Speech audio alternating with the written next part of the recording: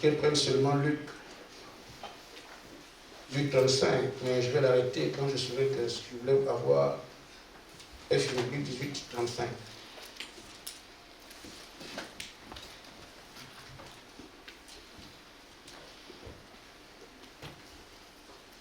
Quelqu'un là, qu'est-ce qu'il veut faire? Comme Jésus approchait de Jéricho, un aveugle était assis au bord du chemin et mendiait. Entendant la foule passer, il demanda ce que c'était. On lui dit, c'est Jésus de Nazareth qui passe. Et il cria, Jésus, fils de David, aie pitié de moi. Ceux qui marchaient devant le reprenaient pour le faire taire, mais il criait beaucoup plus fort, fils de David, aie pitié de moi. Jésus étant arrêté, ordonna qu'on le lui amène. Et quand il se fut approché, il lui demanda, que veux-tu que je te fasse?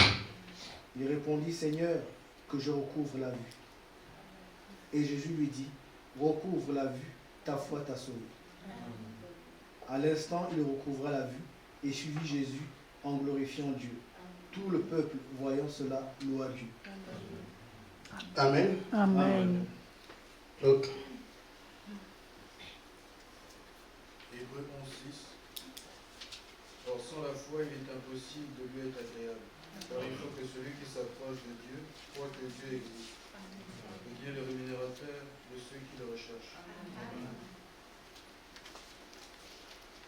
Ésaïe chapitre 6.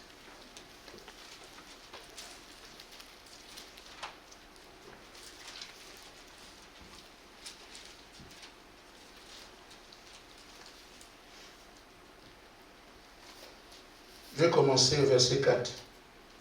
Les portes furent ébranlées dans le fondement par la voix qui retentissait. La maison remplie de fumée. Alors je dis, malheur à moi, je suis perdu. Car je suis un homme, les lèvres sont impures. J'ai vu d'un peuple dont les lèvres sont impures. Et mes yeux ont vu le roi. L'Éternel des armées. Amen. Amen. On parlera de ce qui s'est passé au verset 1 dans l'exhortation.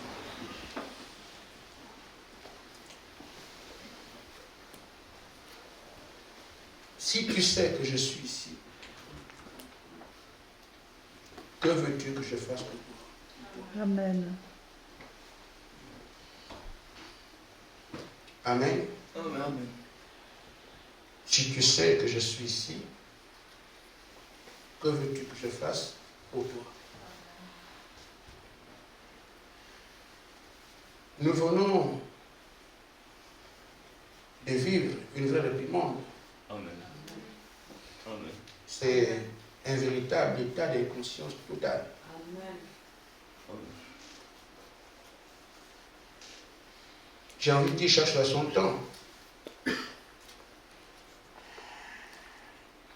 Il se dégage clairement notre stupidité, notre incrédulité, notre manque de sens, comme Frère Branham disait. J'imagine qu'on peut avoir un déclic après de tels conseils.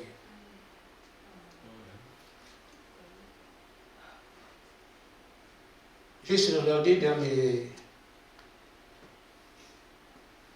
dans le monde de la foi et tirer un peu des attitudes que les hommes ont considérant la divinité. J'ai pu trouver 3 éléments qui peuvent nous faire comprendre ce qui nous arrive.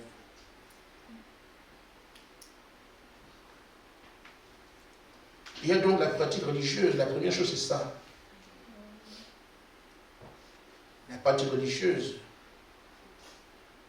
elle consiste à observer les rites.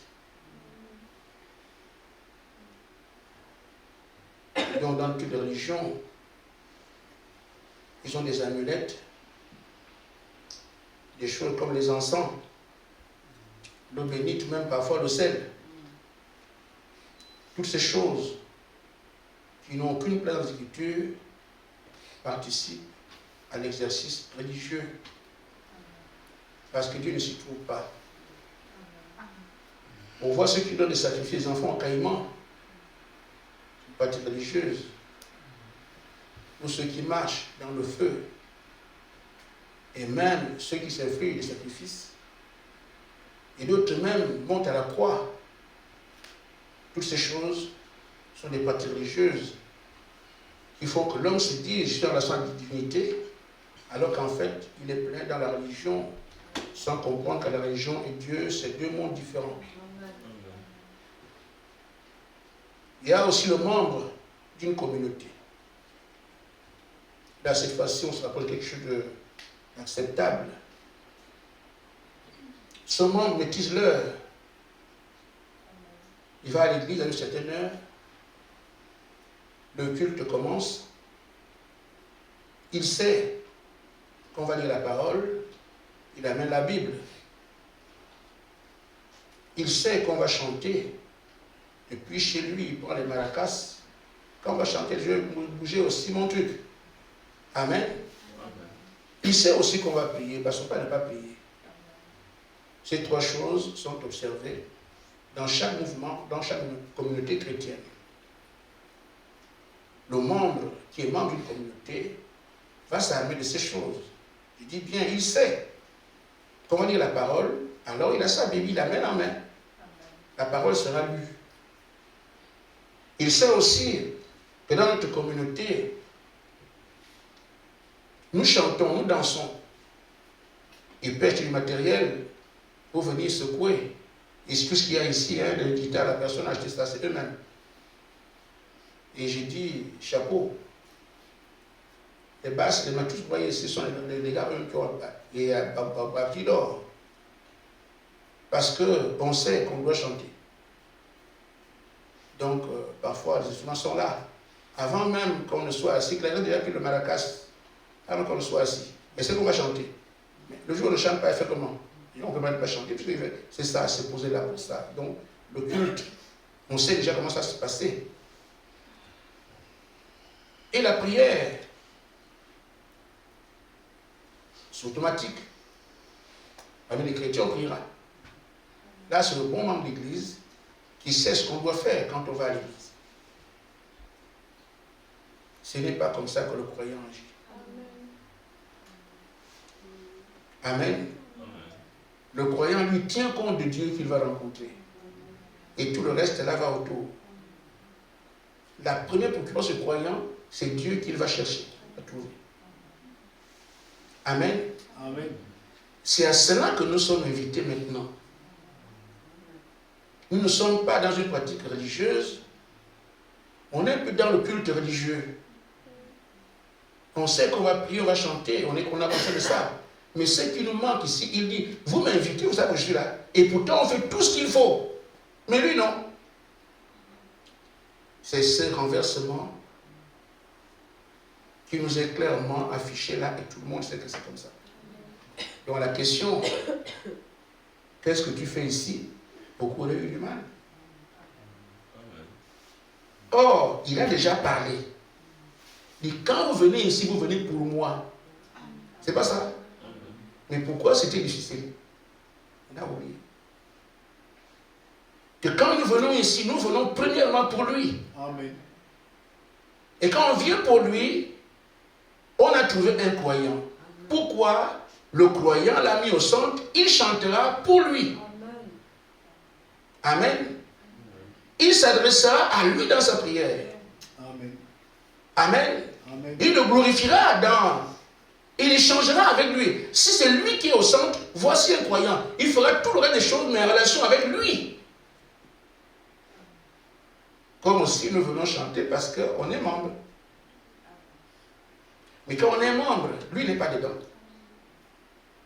Il veut maintenant que nous ne soyons plus dans la je suis membre. Mais qu'on applique ce qu'il nous a dit. Vous venez ici pour moi. Et donc, quand le membre va chanter, il chantera pour lui. Quand tu prieras quelqu'un que tu savais que tu dois rencontrer. Amen. Et quand la parole sera prêchée, tu sauras que celui il a train de me parler maintenant. Si on le considère dès le départ, tout change. Et puis quand on prêchera, il a train de me parler. Tu es venu depuis chez toi parce que tu sais que tu allais rencontrer, l'attitude change. Quand tu prieras depuis chez toi, tu sais que tu allais rencontrer, que tu prieras, l'attitude change. Quand tu chanteras, tu seras, je suis venu pour le chanter, lui. Amen. Amen. Alors, Amen. le chant changera. Amen. Je répète cela pour que nous puissions avoir honte de ce qui a été dit. Considérons un peu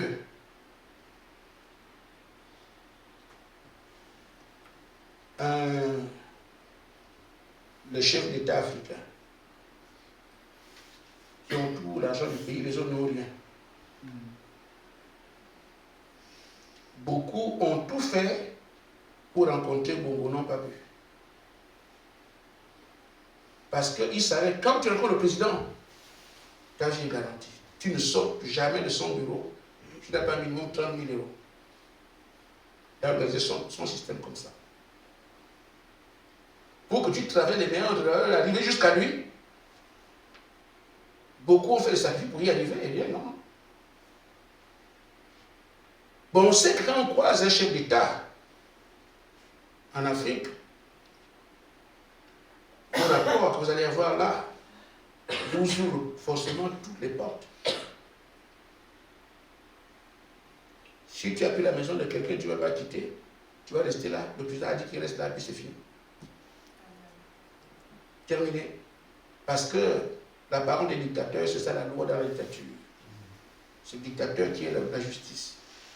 C'est ce qu'il dit que tout le monde fait. Comment tu peux te retrouver dans ce débat? Déjà au départ, on dit que tu dois rencontrer cet homme. Amen. Le minimum, c'est que ce n'est pas devant que tu te prépares. Tu prépares à la maison. Quand j'irai le voir, je vais régler telle affaire, telle affaire, telle affaire. Ah, est-ce que vraiment je vais le rencontrer? Est-ce que vraiment m'amènerait devant cet homme-là? Mais avant que tu ne partes, tu sais déjà ce qu'il doit faire pour toi. Tu pars comme ça de la maison. Tes besoins sont identifiés, sont clairement notés quelque part. Que quand j'arrive, voici ce que je dis. Et il semble bien que au pays, beaucoup de personnes vu l'influence de cet homme. Quand ils sont devant lui, ils oublient tout.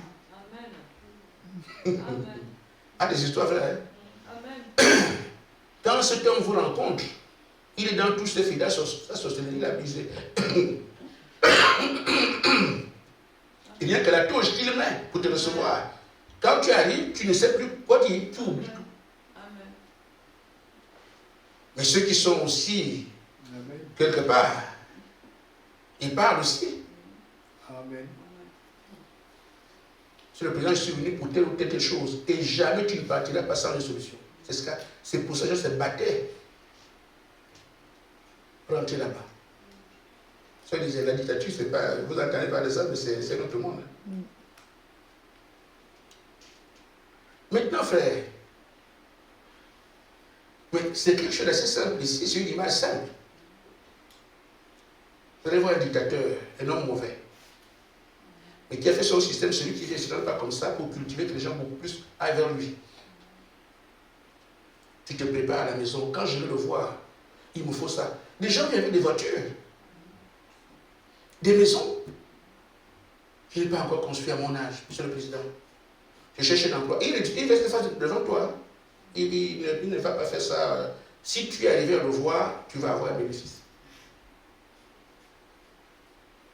Les enfants vont à l'école, je n'ai pas de voiture. Ce que tu veux, voilà, il appelle tel lieu, allez, tu trouver une voiture. Tous ceux qui sont arrivés là où il était, tu leur avais quelque chose. Pas de bénéfice. Mais c'est toi qui amènes ce besoin-là. Ce n'est pas lui qui dit quoi faire, non? Tu as ce besoin. Maintenant, frère, regardez comment nous sommes stupides. Le Créateur du ciel et de la terre est parmi nous tous les jours. Amen. Nous venons de la maison, on vient, on est malade, on a des problèmes. Tout ce qu'on a, on vient autour, à côté de lui, on repart. Seigneur Jésus. Le Tout-Puissant, le Seigneur Jésus-Christ, il dit, on vient ici devant sa présence et on sait qu'il est là. Il dit, si tu sais que je suis ici, que veux-tu que je fasse pour toi? Chacun peut attester dans nos églises, Dieu est là. Mais regardez combien de fois nous avons tenu toutes nos difficultés, venant passer à côté de celui qui est tout. On ne pas quand on est venu. On vient, on pas comment on est venu. Des années durant, des problèmes traînent, on les a. Mais on vient ici, on passe à côté de lui, on repart. Voyez-vous ce que c'est? Je ne l'avais pas pensé, je n'avais pas vu ça avant. Mais Seigneur dit, ah! Yeah. Alors, notre incrédulité est mise à nu. Dieu rend des croyants. Comment peux-tu voir tous les problèmes que tu as chez toi, là, dans ta famille, avec toi-même, tu es malade, tu souffres, tout ça, mais tu viens passer à côté de celui qui a tout, tous les jours, et tu es dans le état. Alors, Bartimée a crié. Car il a entendu que c'est lui qui est là. Ah bon? Oui, c'est Jésus qui passe. Et il a dit où se fait crucifier. Bartimée, pourquoi tu cries? Pourquoi tu le cherches? Pourquoi veux-tu le rencontrer? Il avait une raison. Parce que je le vois. Amen. Quand toi tu viens le rencontrer, c'est pourquoi? C'est parce qu'au départ, on ne tient pas compte que c'est pour lui qu'on vient. Si on sait que c'est lui qu'on vient, on vient voir, on te demanderait, mais ça Fabienne, tu vas à l'église, elle va faire quoi? Si elle sait que c'est ce qu'elle va rencontrer, on dit je vais le voir parce que. Mais comme on n'a jamais appris à le rencontrer lui, c'est pour ça qu'on ne sait pas pourquoi on est ici. Mais si on savait qu'il est ici et qu'on doit, on peut obtenir quelque chose de lui, chaque soir, je viens, je suis venu pour ça. Amen. Dans la religion, on venait seulement parce que c'est le Dieu. On n'a jamais tenu compte de ce que celui qu'on appelle est là. Est-ce qu'on peut tirer avantage de sa présence? Amen. Bartimée savait. Tu viens à l'église, pourquoi? Bartimée vous aurait dit. Mais nous, jusque-là, et pourtant, des élus, des fils de Dieu, mais qui ne savent pas pourquoi ils viennent ici.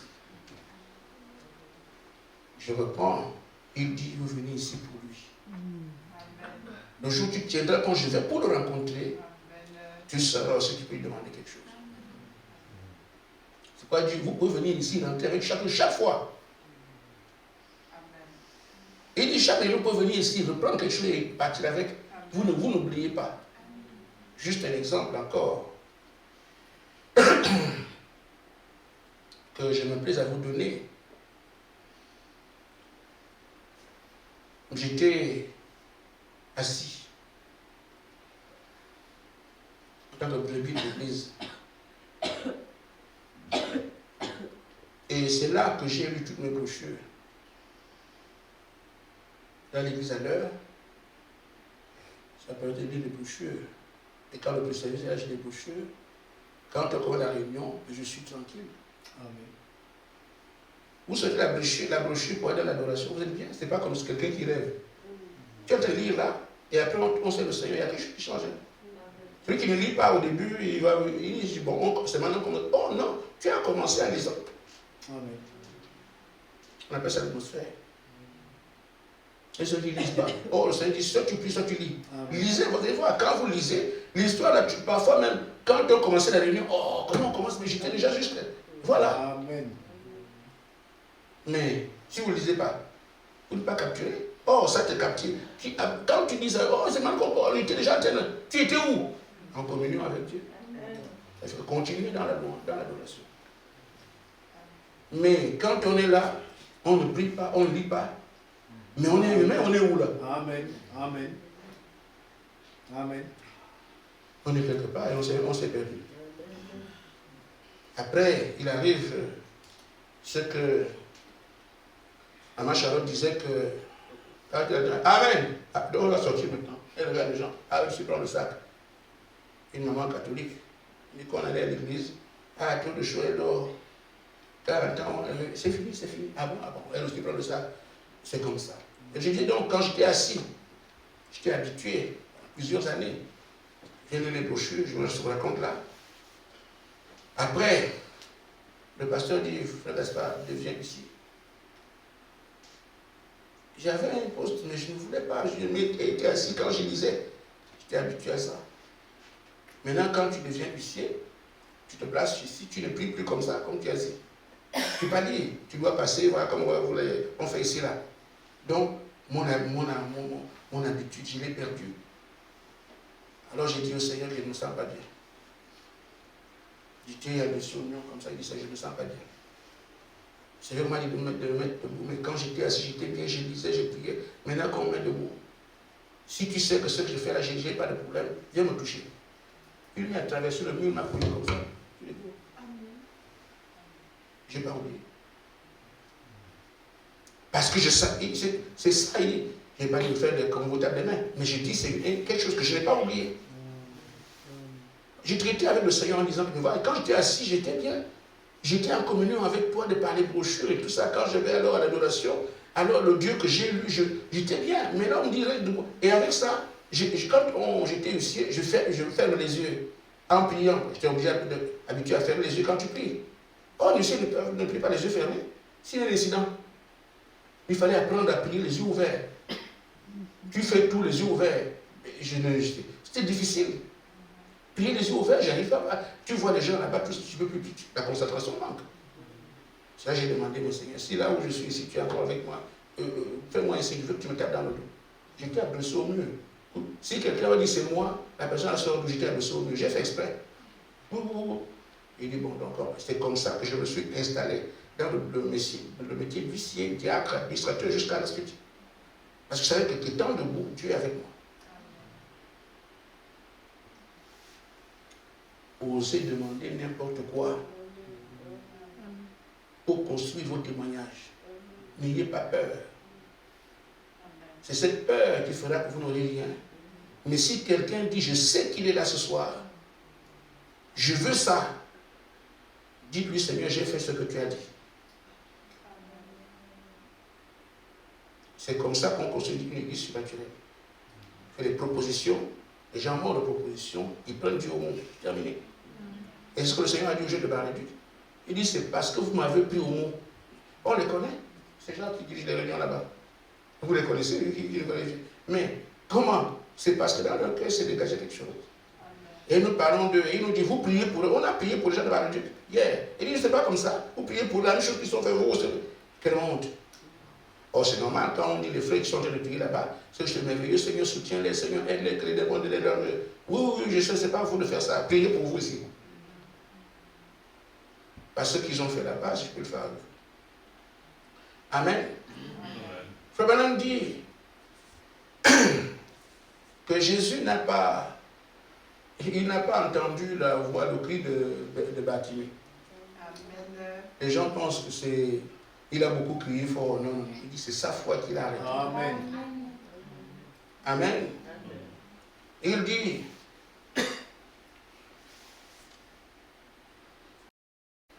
ce monde entier repose sur les épaules de Jésus. Parce qu'elle est pour se crucifier. Mais la foi du mendiant aveugle l'arrêta et le fit se tenir tranquille. C'est sa foi qui l'a arrêté.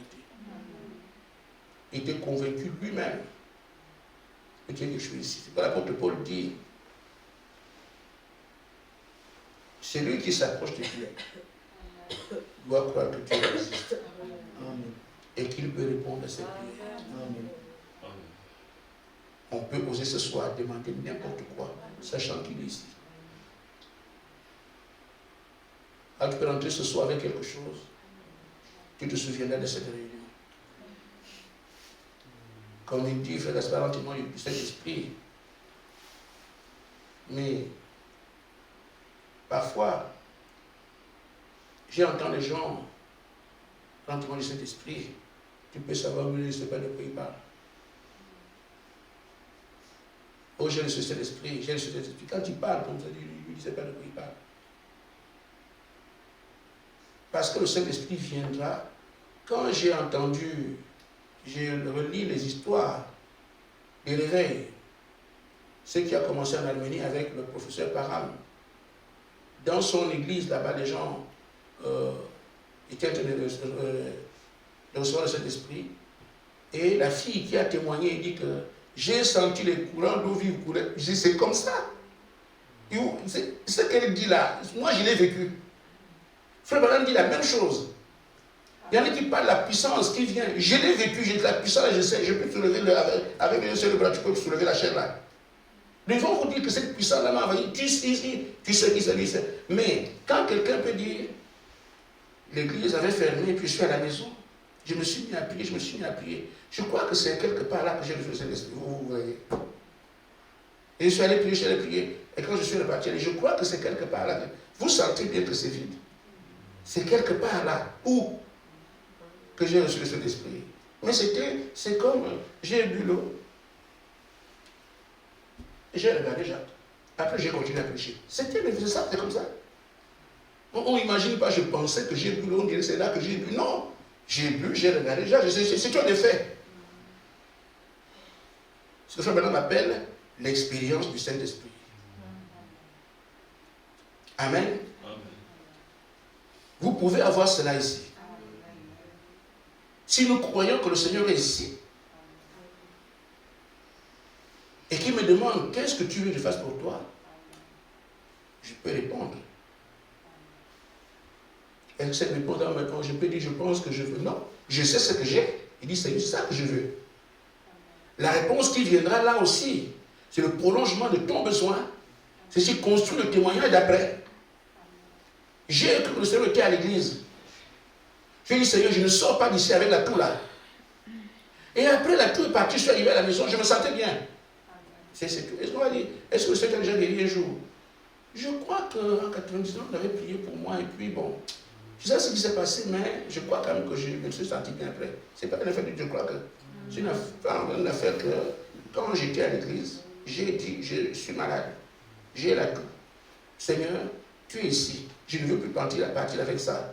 Après, quand on est sorti à la maison, la toux est finie. C'est un témoignage. Tu parles de ce que tu as vécu. C'est ça, de ça qu'on nous parle. Vous ne pouvez pas, vous devez rentrer chez vous avec quelque chose chaque réunion. Parce que le Tout-Puissant, le pourvoyeur de tout, est là chaque réunion.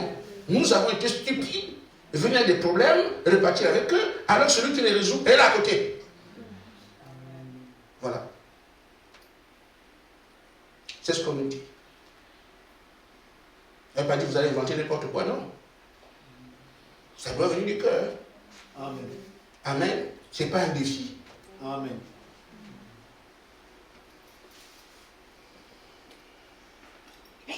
La chose dernière que nous devons savoir, c'est ce qu'on vient de dire dans Isaïe. Isaïe a pu voir qui est Dieu. Il parlait de Dieu sans savoir qu'il est un prophète. Et beaucoup parlent de Dieu sans savoir qui il est. Et Dieu lui a fait voir un peu de ce qu'il est, parce que ce personnage est indescriptible. Savez-vous que Dieu peut se mélanger? Lui-même, il est le feu et l'eau en même temps. Amen. Amen. Inimaginable. Amen. Mais Dieu s'est présenté à nous sous la forme de l'eau et le feu. Nous savons que le feu et l'eau ne se mélangent pas. Lui, il peut faire ça. Amen. Amen. Je dis souvent, les affaires du Seigneur, n'allez pas dans notre intelligence, vous serez malade. Amen. L'eau et le feu ne se mélangent pas. Lui, il peut faire ça. Alors, bon, donc, Esaïe réalise qu'en fait, Dieu n'est pas comme je voulais, comme je pensais. Et la position des anges devant Esaïe, qui se couvre tout, indiquait à Esaïe comment on fait quand on vient devant Dieu. Ça peut nous poser un problème parce que parfois, nous venons sans comprendre que l'attitude signifie quelque chose. Comment on se présente devant Dieu, ça signifie quelque chose. Les jeunes qui sont allés à la régulière, on vous a dit qu'ils demandent une attitude. Soyez consacrés depuis chez vous. Devant Dieu, on n'entre pas comme ça. Avec tout ce que nous venons ici, tout le temps du monde, tous les problèmes de la vie, les insomnies, les échecs, les machins, on porte ça, on vient à l'église. Non. On nous a enseigné ça. Débarrassez de vous de ces choses là-bas et venez ici. Mais nous avons oublié. On vient seulement prendre le sac, on vient s'asseoir. On a oublié. Alors, quand Esaïe a vu les anges comme ça, et qu'il les regardait, il a bien observé, il s'est rendu compte que, on ne s'approche pas de Dieu comme je pensais que j'étais un prophète, mais je suis impur. Amen. Amen. Et mon peuple aussi impur. Mais comment Dieu peut faire pour nous exaucer alors que nous on est comme ça? Amen. Roland dit, voilà ce qui arriva. Lecture de notre paragraphe 36, 136. Il dit, c'est le prophète, que l'homme, il dit, l'homme devait être honorable, respectueux et révérencieux dans la présence de Dieu. Il dit, un homme dans la présence de Dieu ne doit pas être n'importe qui. Ça doit être un homme qui s'est rendu honorable, que Dieu peut considérer. Voilà, il a tenu compte de qui je suis. Amen. Amen. Il a tenu compte de qui je suis. C'est pour ça que dans l'enseignement que nous avons, je regarde à ma journée mes péchés, je les place sous le sang. Amen. Alors j'avance. Amen. Le sang m'a couvert. Amen. Tu es maintenant honorable et il reste maintenant l'attitude, respectueux. Amen. Amen. Et dernière chose, être humble. Amen. Il dit, l'homme devait être honorable et respectueux dans sa présence, respectueux et humble. Ensuite, agissez. J'ai regardé qui je suis. L'honneur vient de Christ. Mes péchés, j'ai placé le sang. Je peux là, j'ai l'honneur de Seigneur Jésus parce que mes péchés sont couverts par son sang. Maintenant, je suis respectueux devant Dieu. Je m'abaisse, je ne suis rien. L'abaissement. Amen. Mais quand on voit les gens front contre sol, voilà. L'abaissement, tu sens dans ton cœur que tu pleures, tu sais que ça, juste devant le Tout-Puissant. Dans ton cœur, tu le sens. Amen. Amen. Et il dit ensuite, agissez, agir. Lui dire maintenant ce que tu as dit. Ici, ce n'est pas un protocole. C'est ce qu'il y a de normal quand je sais qu'il s'agit de Dieu. Mon péché va apparaître devant lui. Je regarde mes péchés, je place sur le sang. Amen. Maintenant, j'avance vers lui. Amen. Parce que le sang me couvre. Amen. C'est pour ça que dans la chambre des deux, vous ne pouvez pas entendre le moindre bruit. Et même, quand vous êtes comme ça, je vous dis même ça. Vous entendez? Même un papier qui fait comme ça, il fait un bruit. Parce que je ne sais pas, le diable. Même quand tu as envie de prendre un bruit là, le bruit, prendre comme ça fait un bruit. Ça doit vous soigner seulement comme ça. Rien ne bouge, rien ne... Et c'est là que Satan aussi a volé tout. Les besoins d'aller aux toilettes, c'est comme ça. Mais si nous arrivons à dire l'honneur de Jésus et qu'on est respectueux dans l'attitude, qu'on s'est abaissé devant Dieu, alors on peut commencer à lui dire Seigneur. Et même dans le ton, tu sens que tu t'es abaissé. La façon de parler. Comme des gens ont du mal à parler. C'est comme ça. C'est l'éducation d'aujourd'hui. Et si tu demandes quelque chose, parfois, on est fâché parce qu'on n'a pas reçu.